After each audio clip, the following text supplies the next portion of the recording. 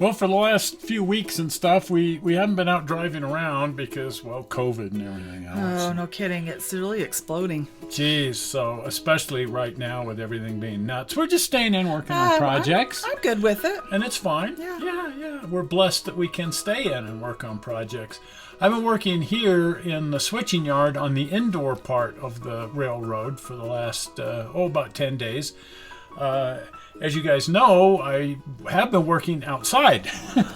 Definitely, yes, for a little while. For a little while, but now the weather's kind of sketchy, and on good days I might come back out here and try something. But in the meantime, we're working inside. Which is good. Which is good, and we both have plenty of projects to keep us busy. But I am looking forward to coming back out here. I want to try putting some ballast on here.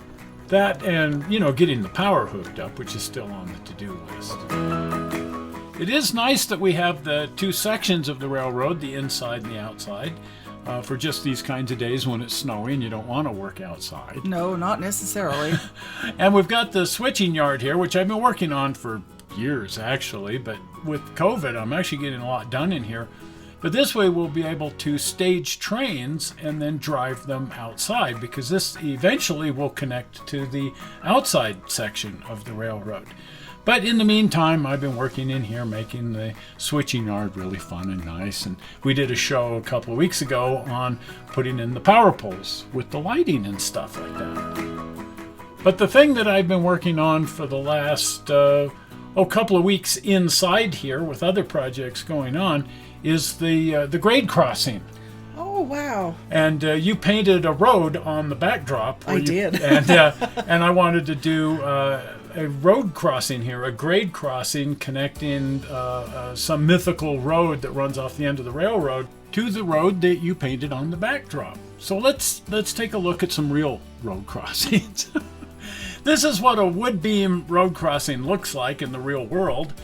And they're all over the place. They've been in use for, well over 100 years. I don't even know when they first started out with these things. So research is real easy. They're everywhere. And they come in a lot of different flavors. But the way they work, this is a great picture because you can see an important detail. If you'll notice, the bottom side of the beams that are up against the rails on both sides of the rails have the bottoms carved away. They're milled out because they actually have to overlap the tie plates and the railroad spikes. Now, this one hasn't weathered too well. Not really.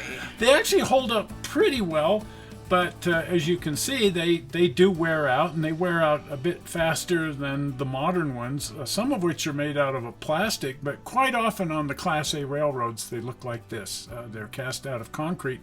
And look at the complexity. They actually have to lay asphalt and then put the railroad tracks down on top of the asphalt and then cast the cement on top of that whole piece of business. So it's actually pretty complicated, and that's why they still use wood beam railroad crossings to this very day, because they're a lot simpler.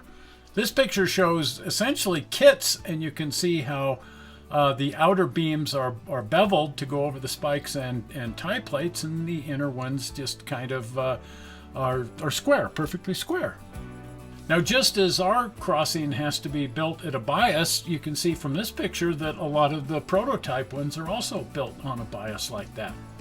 Notice also that the ends have to be cut off in place because you're not quite sure where the ends are going to be, and moreover, those are beveled probably to protect wheels in the event of a derailment or something.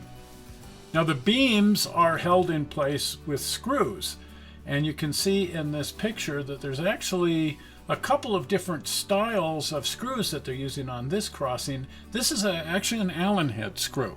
Oh, wow. And there must be the equivalent of a gigantic Allen head wrench that goes down in there to screw this tightly into the tie below. But they're also using this style of screw, which I think is more common. You see this more often with the great big huge head, and then it's got 4 notches carved into the edges, and there must be some special tool that grabs a hold of those notches to crank it down into place. Of course, the holes would have to be pre-drilled so that those would screw in easily into the ties below. Also, the spacing is going to be irregular because it's based on the spacing of the ties underneath. So they might be quite irregular by the time they get laid down. And this will certainly be true on the model as well when I get that put together. Now let's take a look at how I went about building the road crossing at the switching yard on the indoor section of our railroad. Now you can see that I've already cut out the beams. Now a couple of the beams, the ones that are up against the rails, I used a slightly thinner beam because the spacing just didn't work out quite exactly right using the square beams. The bottoms of those beams will also be beveled so that they can overlap the spikes and tie plates, just as on the prototype. Now the road crossing is going to be built at a bias running at an angle across here so that it lines up with the road crossing on the backdrop painting. So when the beams are actually mounted in place, as we've seen on the prototype, the beams are going to be mounted on a bias like this so that the entire road crossing crosses through the yard also on a bias. The ends of the beams are beveled just like on the prototype, but unlike the prototype, I've also beveled the flangeway where the beam comes into the flangeway in case an errant wheel comes through there. It'll function as something of a re-railer. So the next step is to mark out the location of the ties with a pencil and then come through and start drilling endless holes all the way through the beams and into the ties so that the mounting nails can be dropped into place. Those also have to be countersunk so that the head doesn't sit up on top of the beam and rest slightly down in the beam, just as again on the prototype. Of course, these tiny little bits always want to break off, so I went through several of those. So here you can see the holes that I've drilled, and if you look closely, you can see how I've actually drilled them twice. Once a small hole all the way down through, and then coming back with a somewhat larger bit to create the little countersunk section so that when I drop the nails in there, they rest down inside the little countersunk section. Well, those look very authentic, just like the prototype. Yeah, I didn't carve the notches into the edges. You'd have to have a jeweler's loop. That and a lot of time because there's 500 of these things, Aye. and that would be 2,000 little notches. So anyway, I found these on Amazon, and I think they're perfect. I used some old Floquil wood stain that I had knocking about. Usually I use Watco Danish wood oil for this, but well, I had this bottle of old Floquil wood stain, and it was exactly perfect, so I just used it. Now, I was constantly sanding and resanding this with a very, very fine grain sanding block, foam rubber sanding block, which also took the finish off the nails, which was perfect because that looks exactly like the prototype. But it also gets rid of fuzz, and it makes the wood grain come out. It just looks better with the stain on there. I started with the track closest to the front of the railroad, and I also started with the section in between the rails and then went off to the outer sections of the ties outside of the rails and then went on to the next track and finally the last track, the third track. Of course, the process remains the same on all these sections. First mark out the location of the ties because you won't be able to see those, and then just start drilling and countersinking holes. I ended up drilling and countersinking over 500 holes by the time this entire project was done. You can see a few of my discarded test nails there, nails and spikes that I tried before finding the exact right nail on Amazon. I created these sections between the grade crossings using that same material I've used under the track. It's a sound deadening board from Home Depot. I haven't been able to find a decent local source of Homasote, which would be my preference, so I'm using sound deadening board, and then I'm reshaping that with something called a Surform wood rasp. Now I'm layering over all of that with this goop. It's called Celluclay.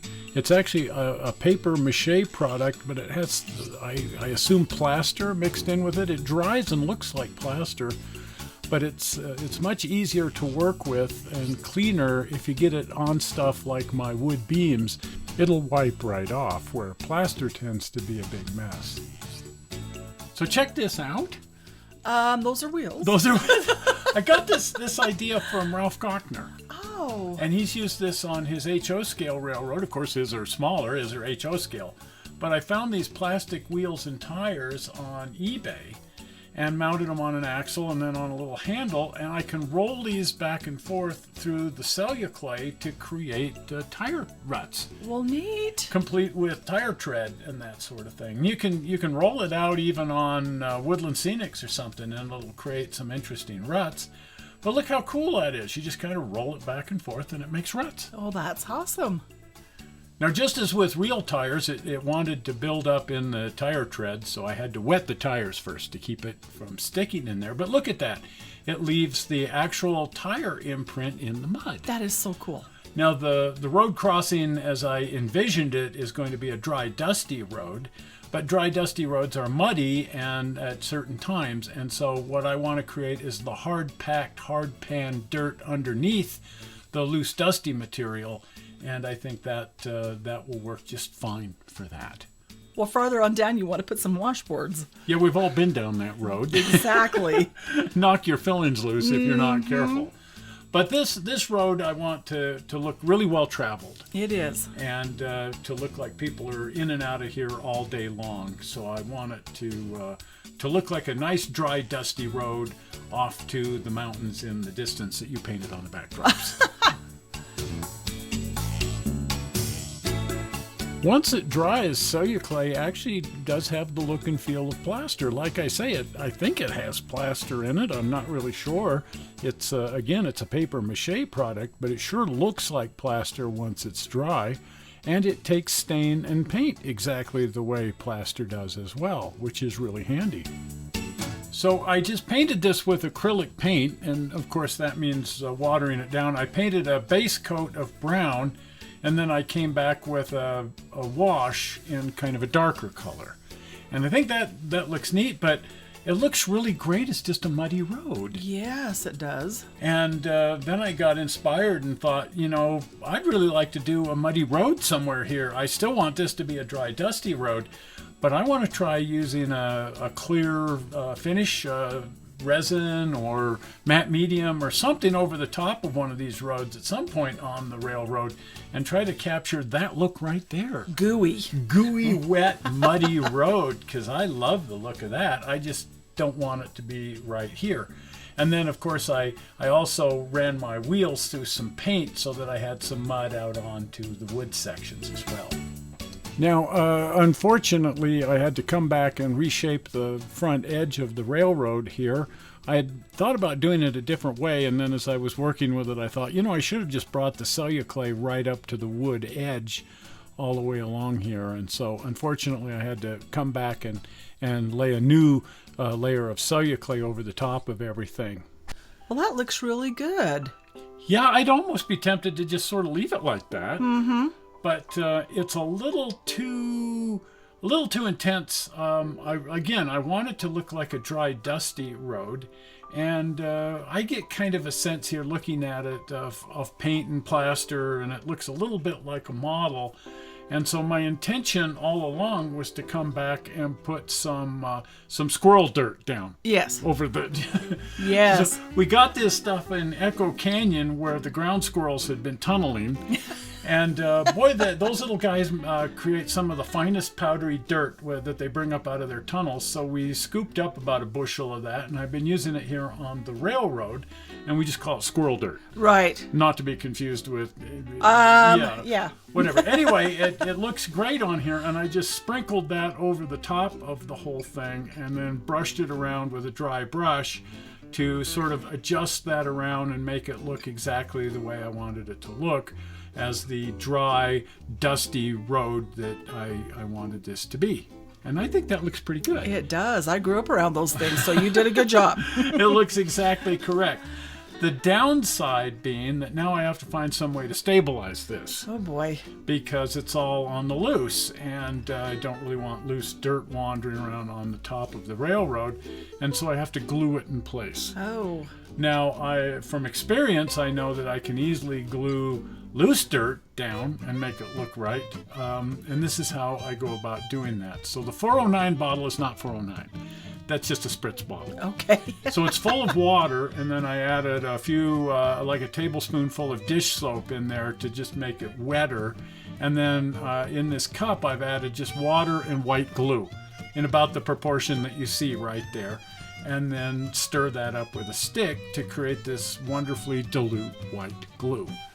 And then I'm going to spritz down the area that I want to glue, and then come back with the dilute white glue, and using a dropper, we get these little droppers that we use for painting and all kinds of things, and just drip that into the wet, loose material.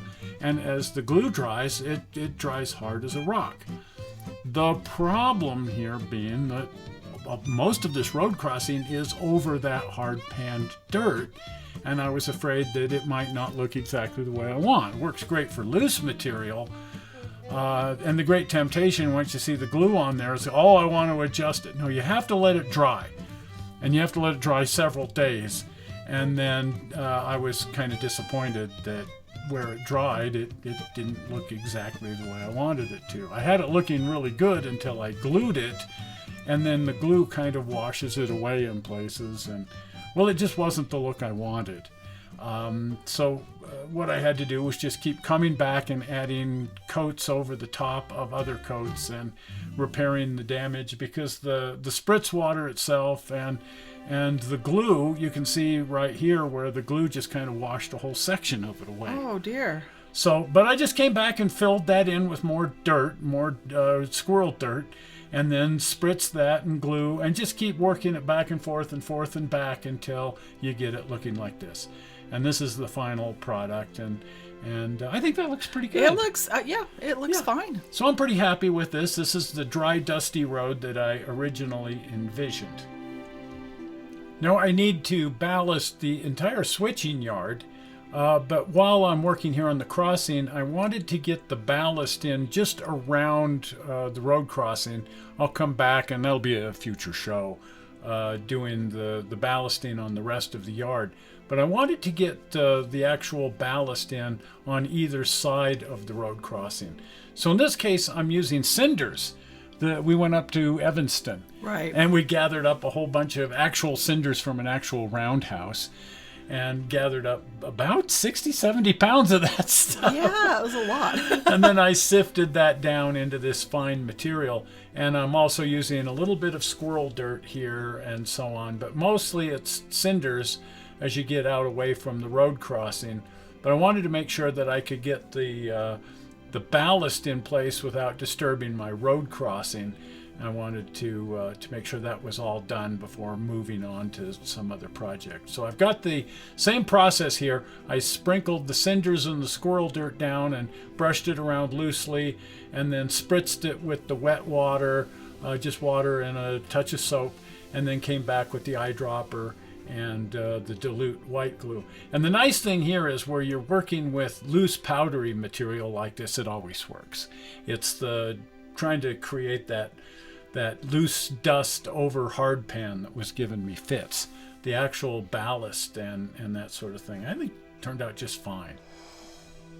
So there it is. Wow, that looks really nice. I'm happy. That's exactly what I was envisioning in my mind going into this whole process. And while it was a little bit of on again, off again, redo and rethink, in the end, I think it's turned out just fine. It sure has. And the Cadillac here is having no problem at all getting over the road crossing, the grade crossing. The road? The road. It is a grody road, a grade crossing. You know, one wonders what's down that road that gets cars like this driving down there. The Calneva. The Calneva. Some kind of a gentleman's club or something. At any rate, the die-cast car looks right at home. This is a photograph right out of 1947. Well, if you haven't been over to the channel, please head on over to the channel. And if you're not a subscriber, here comes the blue button. Are we ready for it? Zoink! Right there, that's the blue button. If you click that, you will become a subscriber. Well, we're not sure how you found this video on the internet. We hope you didn't find it boring. And we will see you here on Tuesday. Yes. We'll be messing around. Oh, yeah.